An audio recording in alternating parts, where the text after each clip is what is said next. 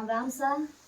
आज मैं आपने गिणगौर मातारी पूजा री विधि बताऊं। उद्यापन में काई काई दिया जाए, काई काई उद्यापन करे, तो इन वारा में आपरी पूजा री विधि बताऊं।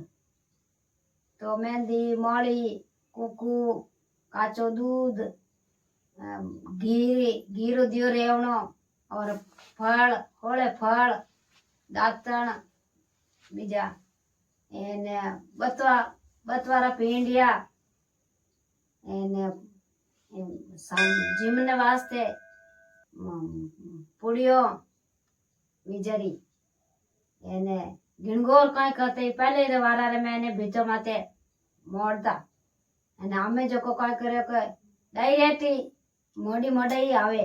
गिणगौर मोड़नी जरूरी है। तो होळे दिन पूजा रेवे बिन बाज में होळवे दिन पर उद्यापन रेवे।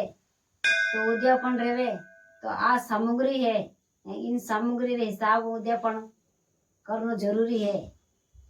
हैंग आइटम इता मेहंदी, मौली, बीजा सब आइटम कर एने लाल कपड़ो बीजो हैंगी ये करने उद्यापन में करिया जाए। छोटी मोटी सामग्री सब थाली रे मैंने थाली पूजा थाली में पहले सा के मडड़ो चीजे था सा के मड अरे मेहंदी, मौली सब कुकू बीजा सब उन सामग्री थाली रे मैंने घाल अने फचे होळे दिन तो पूजा रेवे अने होळे दिन पूजा रे अने फचे उन उद्यापन रेवे।